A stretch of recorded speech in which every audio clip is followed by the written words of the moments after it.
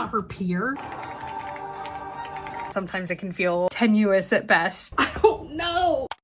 Good morning from my sleepy puppy and me. It's about 7:30 on Tuesday, the 18th of March. I think it's the 18th. I've just woken up, so I have no clue. And by I just have woken up, I mean I've just spent 45 minutes scrolling on my phone in bed. Today I wanted to do a little day in the life vlog. So this is gonna be a single day vlog just because I need to get back into the swing of things. I've not been feeling very well the last couple of days, and as a result my edit schedule has suffered. And you might be thinking that a couple days shouldn't make that big of a difference, but when you're trying to do an entire structural edit process in 1 month, even just a couple days off can really mess with your schedule and set you behind. And I was right on track before, and so then with a few days of not doing anything because I wasn't feeling well, I am now officially a little bit behind. So I really need to get back on track, and I think that the best way to do that is just to follow my exact template for a productive day. I've got like a very normal day today. Today's very typical of what a day would look like for me. I don't have anything weird going on. And so I thought it would be a good day for us to just get back into the swing of things together. Like I said, it's about 7:30, so I thought we'd get ready for the day and start having a productive day together. I don't want to wake up the boy though. He's so cute. You're so cute, Kirby. Is it time to get up? You can sleep in if you want. Mommy's gonna get up though. I feel like normally when I'm doing a vlog, I only ever really explain the writing stuff that I'm doing, or at least just the productive stuff. And maybe you prefer that. Let me know in the comments and I genuinely will not be offended. But I figure since we're just doing a day together, maybe we'll be a little bit more chatty. I can tell you a little bit more about what I'm doing. I've been focusing a lot more on my skincare lately, especially because when I'm on deadline, it really just makes me feel like I'm looking after myself. And I had 2 different people last week compliment my skin, so I'm feeling really good about what I'm doing. As I am going to be a bit more chatty today, I will put on the screen timestamps for if you want to skip through anything in particular. So if you don't care about skincare, skip to this time. One of the things that I have found most helpful in figuring out how to build out my skincare routine is an article that I found. I found it via Reddit, but it's not from Reddit, which is explaining like the skincare pyramid, which is basically how to prioritize and combine different types of active ingredients.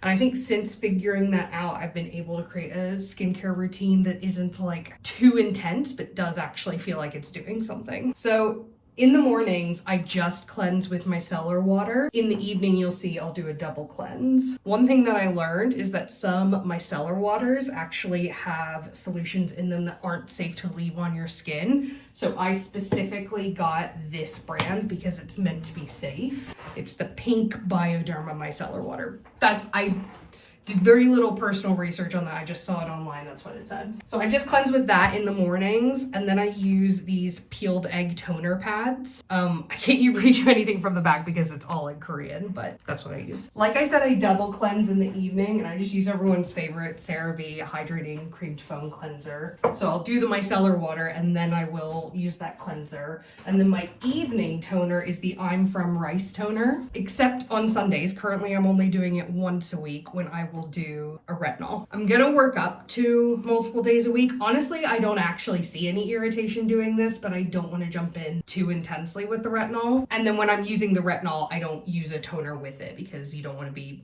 putting an irritant on an irritant. In terms of serums, in the evenings, I use a squalane and then a centella. In the mornings, I use this, it's called Strawberry BHA Pore Smooth Blur Drops Serum.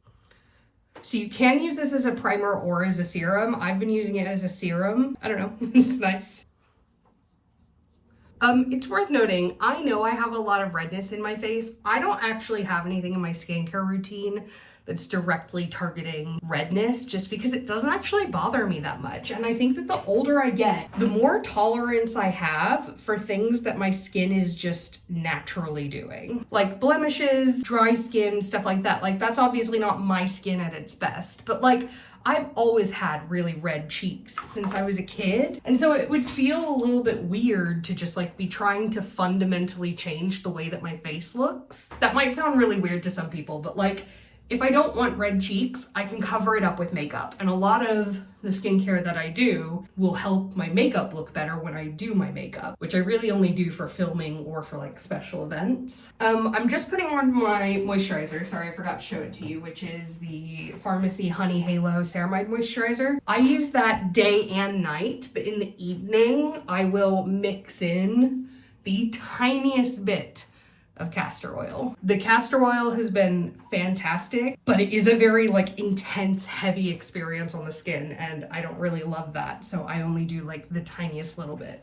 Once a week, on a Sunday when I'm doing my everything showers, I will do the exfoliating treatment from Kate Somerville. I like to do that in the shower, so that's like a physical exfoliant. And then I have this niacinamide night mask that I put on afterward. I don't wear it overnight. I think this is meant to be like a nighttime moisturizer, basically. I don't do that. I just put it on after I do the exfoliating treatment. And I find one, it's really soothing, and two, it's then nice and hydrating. But that's got lots of niacinamide in it. I think that's the only like explicit niacinamide step that I have in my skincare routine. And then the last thing is, in the mornings, I do these eye patches. I don't know if these do anything, but I feel like they do. So you can tell me what you think, okay? Maybe editing Sam will have an opinion. These are just these little like jelly-like eye masks. It like genuinely changed my life the first time that I saw someone put on a teardrop shaped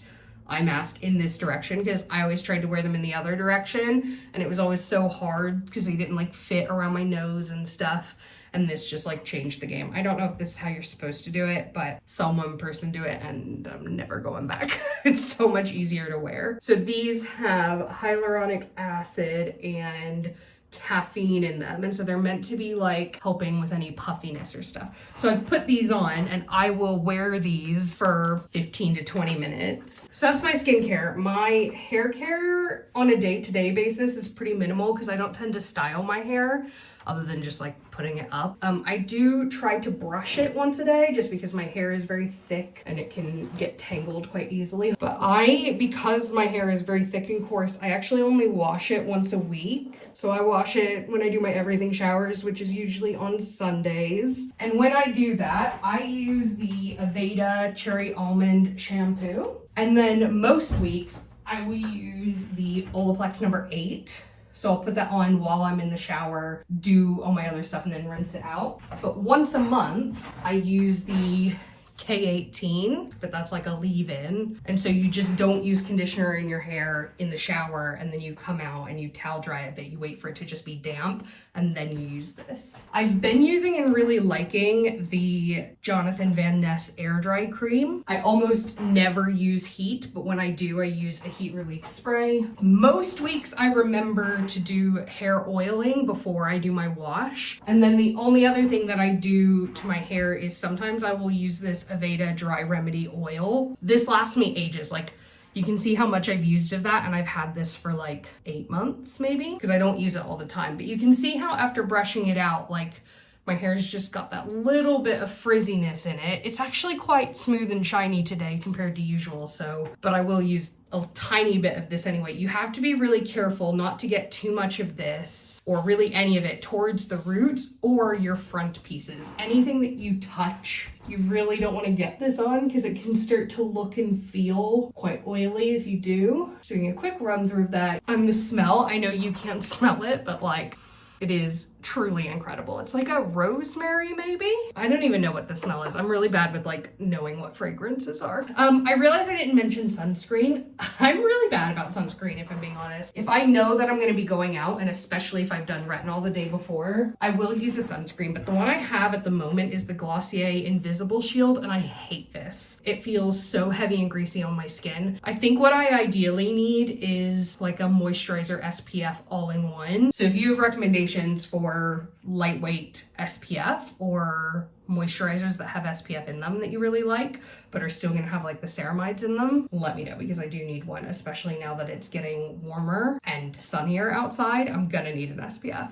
So I'm just gonna leave these on. You can see they've stayed in place pretty well. So we're gonna go downstairs. I've also been getting into sourdough lately. And yesterday I prepped a sourdough loaf. This is gonna be my 4th ever loaf of bread. And none of the others have turned out yet. So keep your expectations low. But we need to bake the loaf of sourdough that's been cold fermenting in my fridge. I need to clean the kitchen because I also did a lot of sourdough discard baking yesterday. And it is not looking good in there. And we of course need to eat breakfast. And we've got to do all of that before my writing sprint starts. So typically the way that I would structure my day is my always, these are the hours I'm working on writing stuff, is 10 to 2. When I'm on deadline, it's usually 10 to 3 or 9 to 3. Immediately after that is, if I need to take my dog for a walk, I do, but then also freelance stuff. And then the evenings are usually for like content. So video editing, getting social content ready, anything like that. And I go on writing sprints during the day, which are like hour-long Zoom calls where you're just body doubling with people. I'm hosting sprints today at, I want to say 12 and 1, but I want to be on them from 10 because we've got a lot to do. And given that it's currently about 8 o'clock, that means we've got about 2 hours until I want to be on sprints at 10. And that's going to be just enough time to get my loaf of bread made and everything else. So let's get downstairs and do it.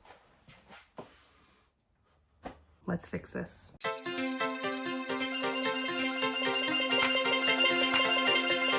All right, that's the best we're gonna do right now because I have already loaded up the dishwasher. I'll have to do the rest of that in another load later. So I'm gonna start working on the sourdough. I'm gonna feed my starter first, and by then the oven and the Dutch oven should be preheated enough for me to put the loaf in.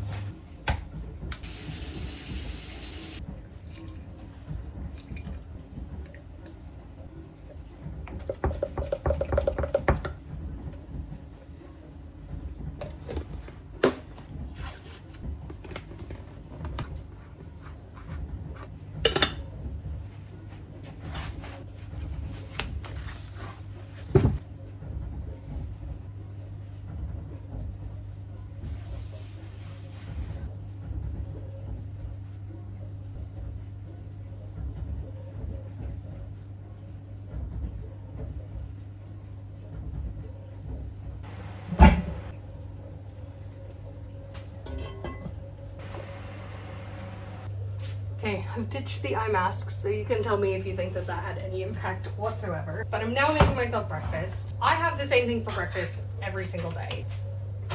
I've joked before that it's the neurodivergence, but for whatever reason, I just find a lot of comfort from knowing what I'm gonna have for breakfast every day.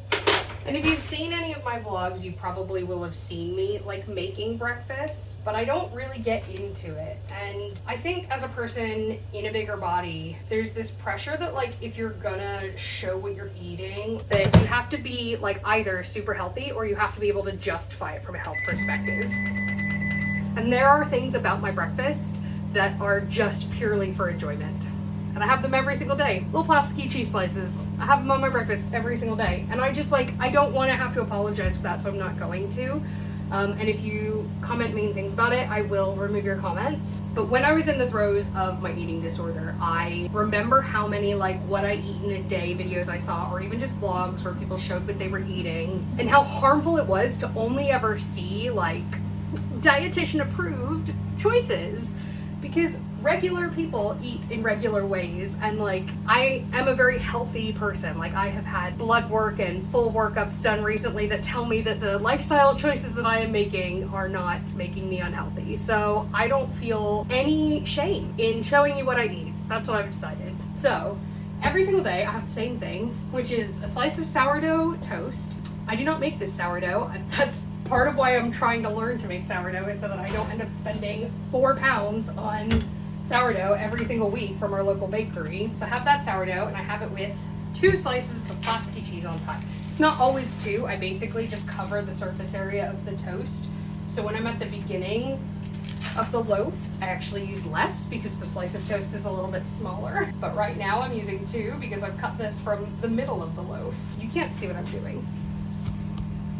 There we go. So I've done that. I'm now gonna go crack 2 eggs into the pan that's over here, which you also cannot see. That's where we're going. That's dirty from last night. I'm going into that one. Copious amounts of black pepper on top. And then a trick that I learned when I used to work at a bagel shop during college, if you put a bit of cold water into the pan and then cover it, it'll create loads of steam and that'll cook the top of the eggs better. I also find I'm less likely to overcook them that way. So while those are cooking, we're gonna put half a tin of baked beans on our toast. This is a very British thing to eat beans on toast, but I just get the Tesco brand. So that's very hot. I've just microwaved that. So that goes in. Flaky sea salt. And ketchup. I could justify a lot of the choices I'm making here from a health perspective, but I've made the intentional decision not to do that. If you want to ask me about it in the comments, I'm happy to let you know. But this is what I have for breakfast every day and it works really well for me.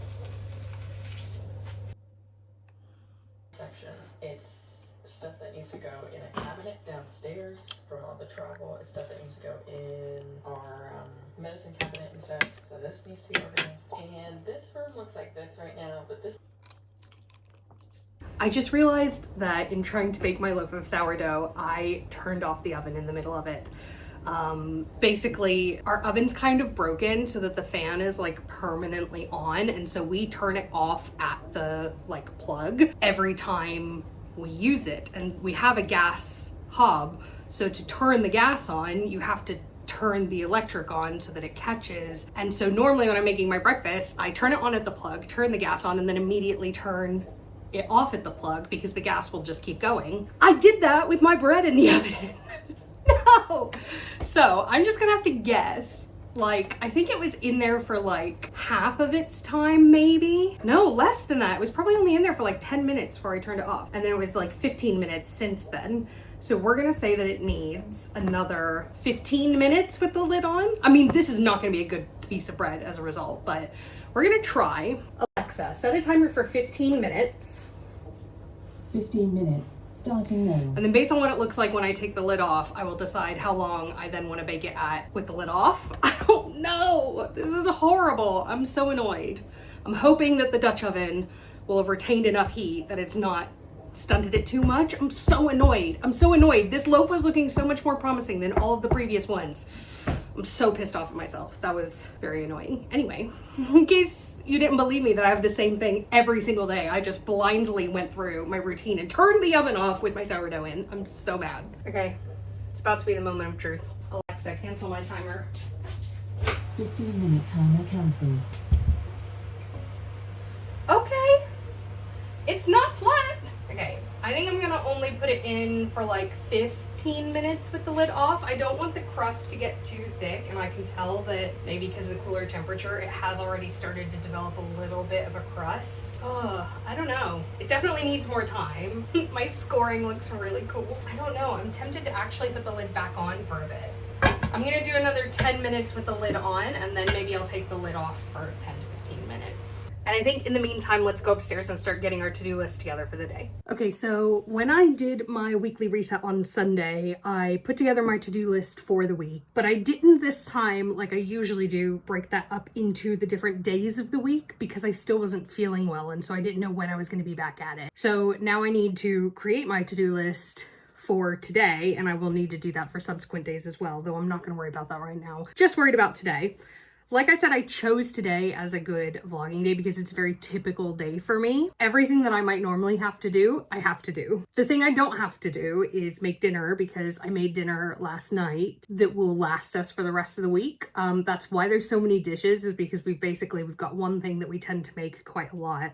Uses loads of dishes, takes a ton of time, but then we're set for the rest of the week. So I won't have to do that, which is good, but I have everything else that I would normally have to do. My partner is out today, so I do need to take Kirby on his walk. I'll probably do that immediately after my sprints, unless it's too hot, in which case I will wait until a bit later to do it. I tend to think of the dog walk and freelance as like swappable in my schedule, but that does need to happen, and that's obviously a very big priority. So because of that, the way I think I'm going to structure my day is, and actually let's look up the weather now so I know what I'm getting into. So it does look like it's going to get up to about 15 today, which is warm. So I might wait until, but then if I wait too late, we run into a risk of rain, and it's not going to get any cooler between the peak of the day and the rain. Okay, so I think what we're going to do is we're going to do sprints, then we'll do Kirby's walk, then we'll come back and do freelance and then content. So during my writing time, what do I need to do? In my last writing day, I finished an edit pass. So if you don't know what I'm talking about, I am working on structural edits for what will be my 4th published novel. The video either right before this or right after this, Editing Sam, please put the correct answer on the screen, is a guide to the editorial process and how each stage of edits works. So if you're not sure what I'm talking about, go watch that video because it'll give you a lot more insight as to what I'm doing when I talk about structural edits. So because I'm doing structural edits, I've got multiple passes that I'm doing. So all of the structural changes that I knew I needed to make, I created my new chapter outlines. I went through, I actioned all of those chapter outlines. That was my first pass. Then my second pass was for tightening. So I did a lot of tightening. Now that I know I've got the structure and the pace roughly how I want, now I need to start writing my interlude chapters. This is not a normal part of the process. This is specific to my books because of the structure that I've chosen. But basically, I've got these interlude chapters, so these mini chapters that are scattered throughout the book. They're only like 500 to 750 words each, very short, tiny little vignettes of things that are happening.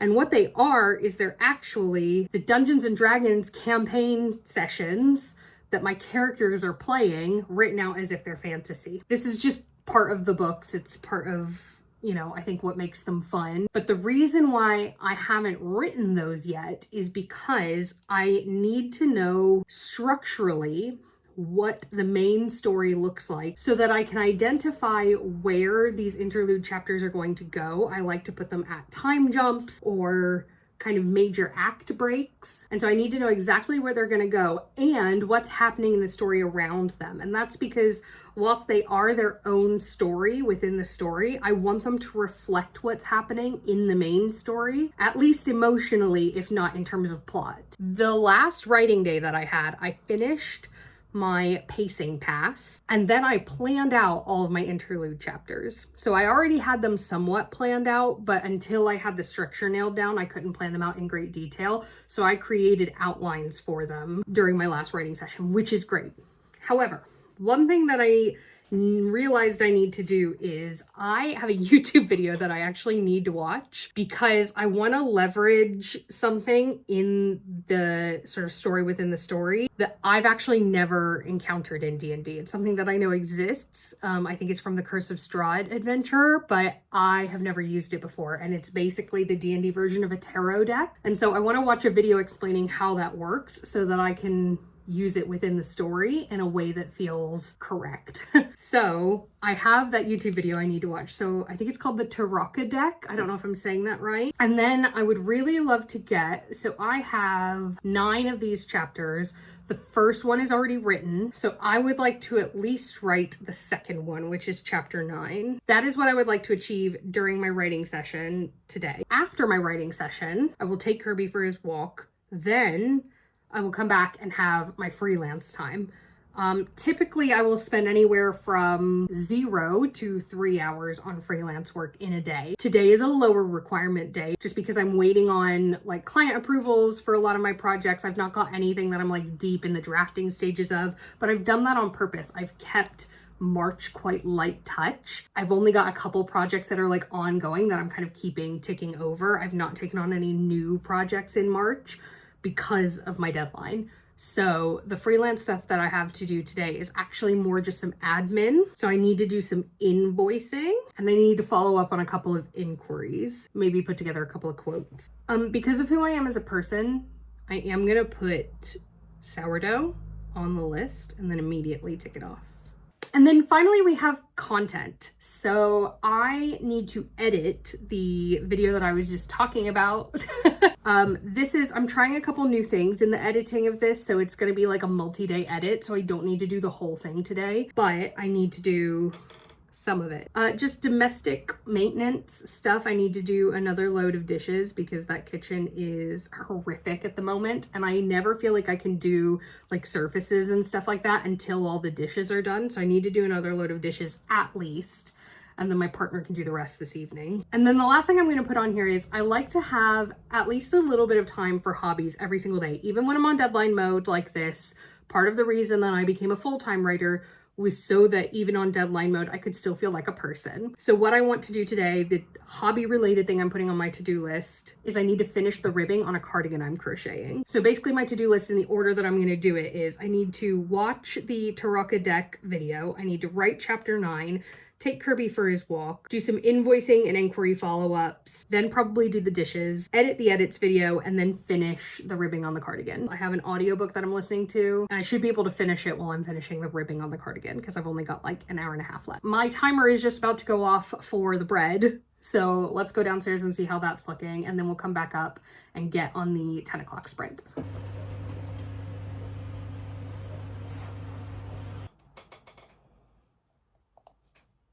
I gave 2 bits of feedback. Every single card, turning them over. And the cards. Okay, I finished the YouTube video. I didn't actually watch all of it, but I watched as much as I felt like was relevant to me. And I'm really excited because I was able to work everything into my outline really well. One of my favorite things about this book, hello, best boy. He doesn't like the camera, but he wants scritches. Hello. Yeah. Anyway, one of the characters is really into tarot, and so she does different tarot spreads throughout the book, and it was so fun getting to come up with those. And like, it's really interesting because like I've done tarot in real life, and it's always like you're having to, you know, make connections between the cards that come up, and sometimes it can feel, you know, tenuous at best. But when you're creating it for a book, you can make it as on the nose as you want to, and so it's been fun to kind of play with that balance. So anyway, we're just over halfway through the sprint. I think I'm going to go back to the first of these chapters, the one I said was already written, and I'm just going to read through it and figure out if I need to make any major changes to it. I also might make myself another iced coffee because I feel like I need a little bit more caffeine this morning.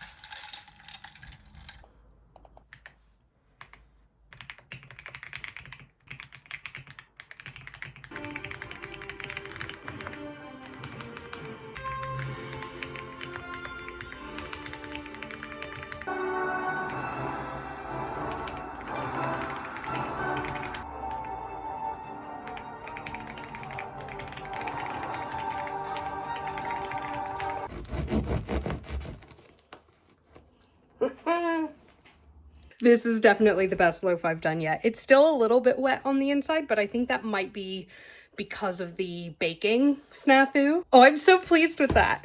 It's almost lunchtime, so I probably shouldn't, but I'm gonna have a little bit because I want to, because I just made this. Okay, so we're 2 writing sprints down, and I have finished chapter 9, which is what was on my to-do list. I was hoping that that would be the case, that I would get through it quickly, but it's nice to know that I'd hoped for that appropriately.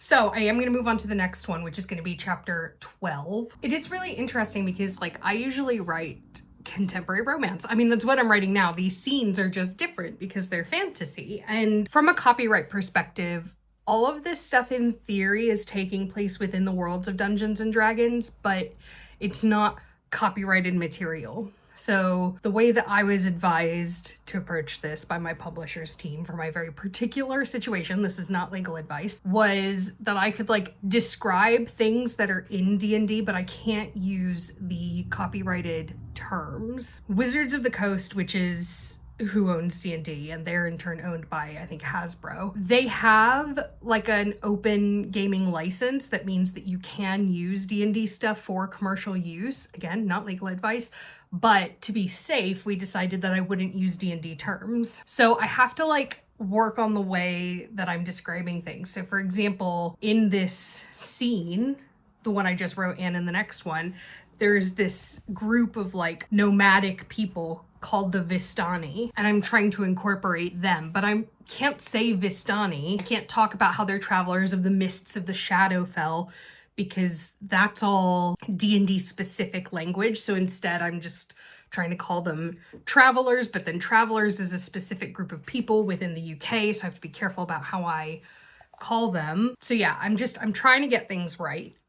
But also, because these are fantasy, for the first time in my writing career, I'm having to really think about the appropriateness of certain phrasings. So for example, at one point I wrote under the radar and then was like, radar means nothing to these people. They wouldn't be thinking in under the radar. And I can get away with some of that. There's some flexibility because these are characters being played by contemporary people, so like they might use phrases like under the radar and therefore it's okay. But I do want there to be some level of like realism within this, even though it is fantasy. So I replaced that, but it's weird to try to balance that and to think about that, because that's not something I usually have to think about. Again, this ended up being longer than expected. It's 886 words, so I am gonna need to come through and tighten all of these. I will try to do that a little bit before I send in my structural edits, but I might wait to do some of it during the line edit and just see what they say, because my editor will tell me if she thinks that these scenes are too long. That happened with You've Got Chainmail. She said it was taking you out of it too much because of how long they were, so I needed to shorten them. So I'm sure I'll be told that again, because the problem is they are already very succinct. 886 words is how long the one I just wrote has turned out to be. That's not long. That's like 2 pages. Like that takes you 3 minutes to read, maybe. It's also difficult because I'm trying to give you glimpses into key moments in their D&D campaign without summarizing the whole thing. So in this particular one, they're walking through a forest trying to find this group of travelers. They have a tiny little, 2 of the characters have a tiny little conversation related to something that happened in the previous one, kind of apologizing for something, and then they trip an alarm. That's the whole scene. And yes, there's a little bit of summary at the beginning. Let's see, there's 238 words of summary at the beginning of this, basically telling you how we got from the previous scene to this scene. And it's in the book 8 chapters later. So 8 chapters of main story have happened, and then we have 886 words of this. So getting it much shorter is really, really challenging. And I think that I'll only be able to do that with distance from it, which means it's not going to be able to happen during the structural edit. It's a lot easier for me to go in and shorten and tighten when I've been stepped away from the story for a while. I found that I was able to do it in my tightening pass that I just finished because I didn't, during the structural changes, go through every chapter individually. I had gone through my chapter outlines and changed things that way. So by the time I went through to do a full tightening pass, I'd been away from the story since I first wrote it, which I finished the 3rd week of January. And so I was able to tighten it more effectively. I think that's going to be the case with these chapters as well. I think it's going to have to get tightened during my line edit, and not my line level pass that I will do before I turn in my structural edits. I mean my actual line edit when I get that back from my publisher. Also, part of me, of course, always hopes that they'll just be like, no, it's great as is. Editing Sam here. They didn't ask me to change anything about those chapters. Not a damn thing. I'm not saying that to be smug. I'm just saying that to validate all of the things that the Sam of this video is worried about. All of the consideration that she's put into how long these are, what she's including. She's done a good job, it seems. So it's time to move on to chapter 12. So this is one that is a little bit different because it's only 3 chapters after the previous one, which means that there won't need to be any summary because it's going to pick up right off the tail of the previous one. Between one and the other is like a 30-second time jump, so it's like nothing. It is probably going to be a similar word count just because I have a lot of information to get across. This is where the Taraka deck is going to come in because one of the Vistani is going to do their cards, and that's who these cards are connected to in D&D. I haven't just like made that connection. So I really want to do that here, and I'm going to be using what cards they're given to kind of foreshadow things that are going to happen throughout the rest of the story. So I've got that all laid out here, but I just need to write it, obviously. And I'm excited to do lots of description in this one. One thing that I will need to do, but I think I've decided to do after I write all of these, is I will need to make notes about what I want to put in the surrounding text. So for example, one of my main characters is new to D&D at the beginning of this book, and she decides to change something fundamental about her character midway through the story. So I've just put in chapter 9 that I've just written kind of something that alludes to that, and then in chapter 12 she's going to do something new for the first time. And so what I want to do is put into chapter 10, so just after the chapter I just wrote, I want to put in like her commenting on and reflecting on the fact that she wants to make these changes. I want to put, you know, even just a couple lines of dialogue in chapter 10 about that to tie those things in together, because they're playing these games, so they should be acknowledging the things that are happening in them. I've also, for writing this, put on a playlist called Epic Focus, which is basically like movie scores, and I'm loving it. It's very intense. It's a very short playlist, so I think I'm gonna have to like put it on repeat. The vibes are definitely there, and that feels appropriate for writing D&D chapters. So let's do chapter 12. We're having half-packed sweet potato fries and a salmon and hollandaise fish cake, and we will have an egg on top of that.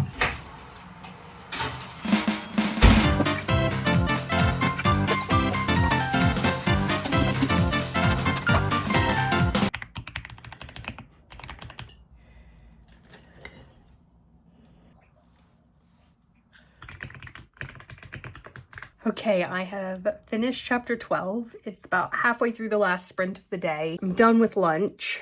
I can't go anywhere because I'm hosting this sprint, so I can't take my dog out now, but I can get a head start on my freelance work, which is good because my builder just rang me. If you've not seen in the vlogs, we're planning a renovation of our primary bathroom later in the year. So my builder just rang me, said he wants to come over and do some measuring later. So we're gonna do that. And he's gonna come over at about the same time that I would normally be doing my freelance work. So if I can get a head start on that now, it might eat into my video editing time later, but like I said, this edit is gonna be a multi-day edit anyway, so it's not the end of the world. So let's get started on some invoicing and responding to some inquiries.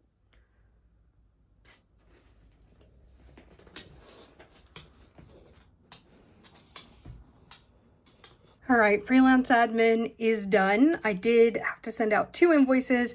I got to put together 3 quotes, so that's great. So after my deadline in April, I should have some jobs lined up, which is nice. I've got about 10 minutes left in the sprint. I'm just gonna go change so that I'm ready for the dog walk. I'm just changing from my joggers into leggings because my joggers don't fit in my wellies. They're too baggy. And the path that we go on is quite muddy, even right now when it hasn't rained in ages. So Kirby, bless him, he keeps, every time I stand up from the desk to go to the toilet or to go downstairs or whatever, he is so excited. He thinks we're going on a walk and he is desperate. Come on, take it. Let's go. Just the one sock. I've got the other.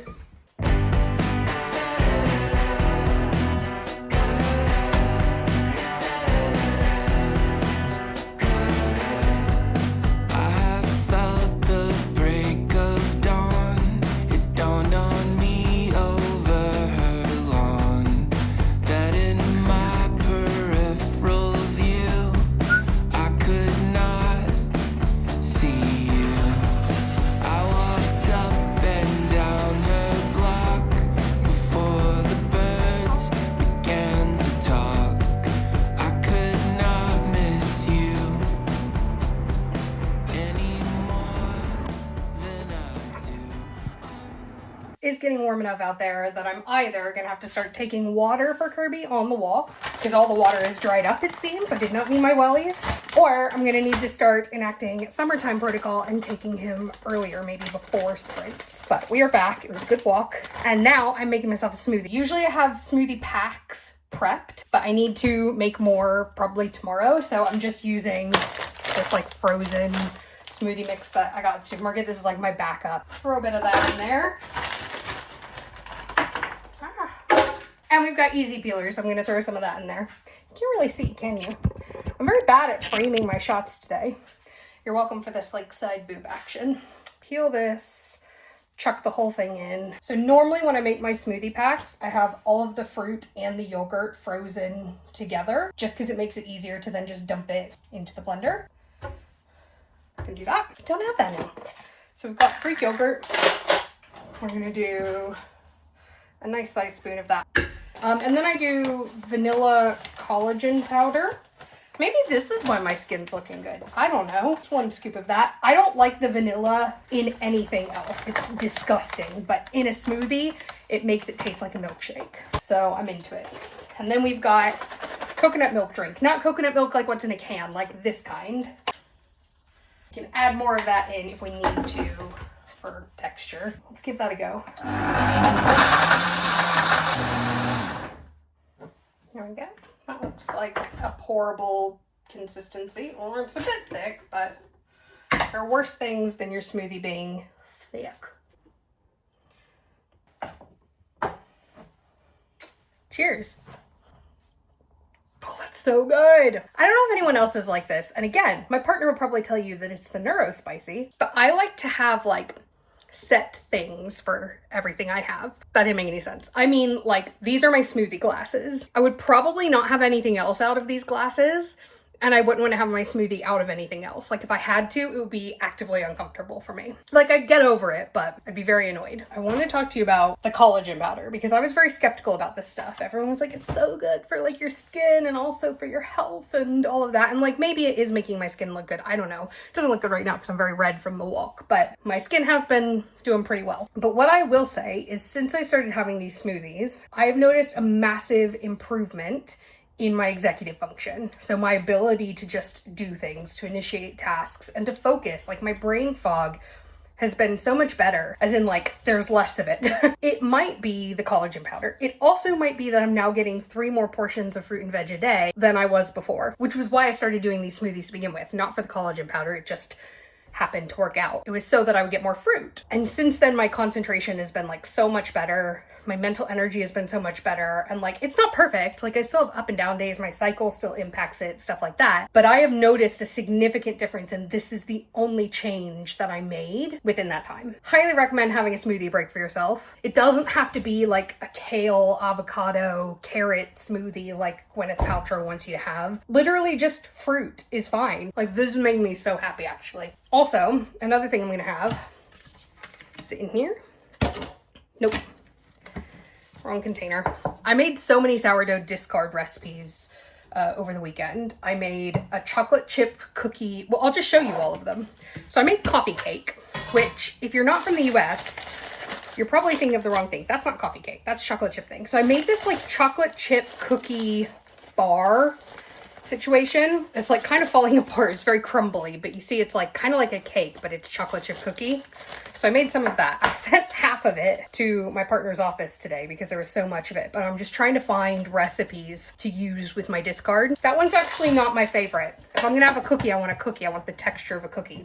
But my partner likes it, so he can have the rest of that. Then we have coffee cake, which, if you are not from or in the US, you might be thinking is coffee flavored cake.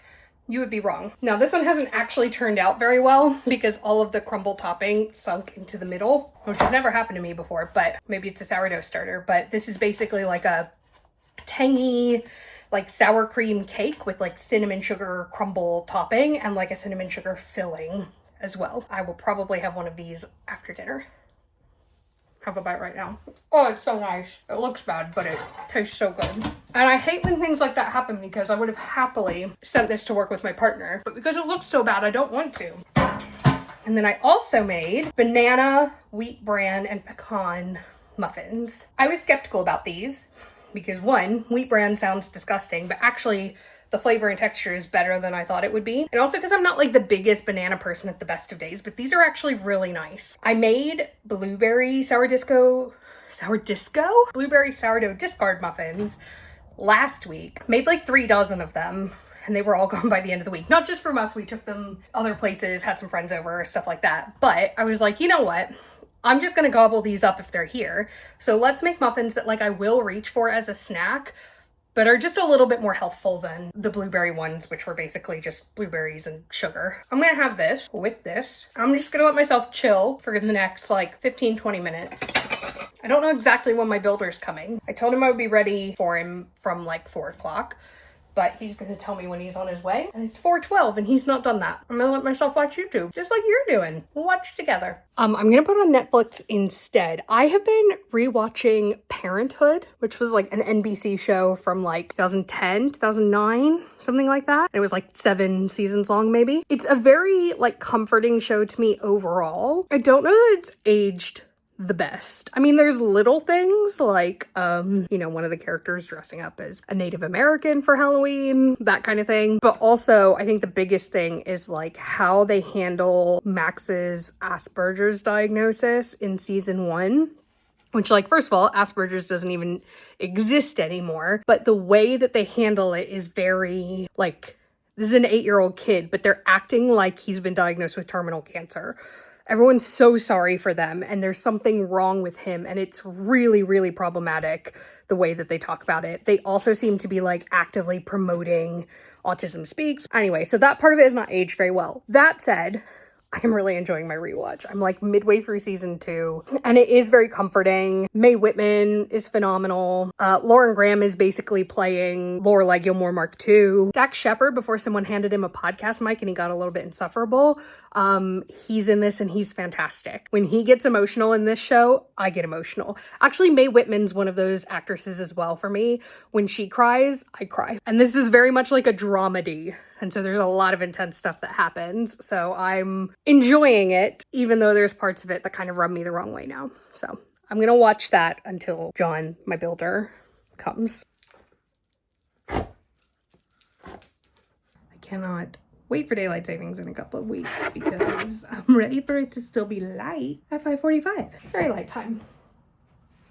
That will never not make me happy. Okay, so builder came. That was a great meeting. We were just agreeing kind of the cost of the renovation, which is expensive, but we knew it was going to be. It's a big project. We're not doing most of it until later in the year, but we are going to kick off some of it over the next couple of months because there's like individual parts of it that can be done separately. So did the freelance stuff earlier. So what we're going to do now is a bit of content work. So I already did the work of transferring over my footage for the video that I need to edit. So I just need to, I've just done it. I just got it loaded into my video editing platform. And unlike a vlog, which is obviously lots of clips, which get edited together, this is just one long clip. It's actually not that long. It's less than an hour, which means I think the video will end up being like half an hour. Although I did yap this entire time. So we'll see how much of it is like useful yap. Oh, this lighting is not great. I am still nailing the lighting in this room for videos. And I think I overdid it on the ring light. Okay, so I'm gonna do a bit of editing. Probably only like 45 minutes to an hour before I go have some dinner. And then I'll do a little bit after dinner as well. And then I'm going to do my crochet stuff. I'm trying really hard not to do the crochet stuff now because I've been listening to the Sunrise on the Reaping audiobook and I'm desperate to finish it. So I'm going to listen to that while I'm crocheting, but I need to work for that. So I need to do a bit of editing here and then that will be my reward. Guys, I am so excited to share this video with you. It's actually, I think, a very good video. After I'd filmed it, I guess I just like blacked out what I'd actually said. Turns out I put a lot of good information into this. So if you have ever had any questions about the editing process, what you should be looking for at different stages, how it works with traditional publishing, what timelines you should expect for edits, what you should expect to do with your agent versus your editor versus by yourself, advice for structural edits, for line edits, for proofreading, all of that, it's all gonna be in this video. I'm gonna stop there for edits for today because 1, I'm hungry and I wanna go eat food, and 2, I really wanna listen to my little baby Haymitch some more. So I'm gonna go eat. I'm probably gonna watch another episode of Parenthood while I eat, and then I'm gonna crochet and listen to my audiobook. And I never share star ratings on this channel, but I will tell you in my montage the star rating for Sunrise on the Reaping.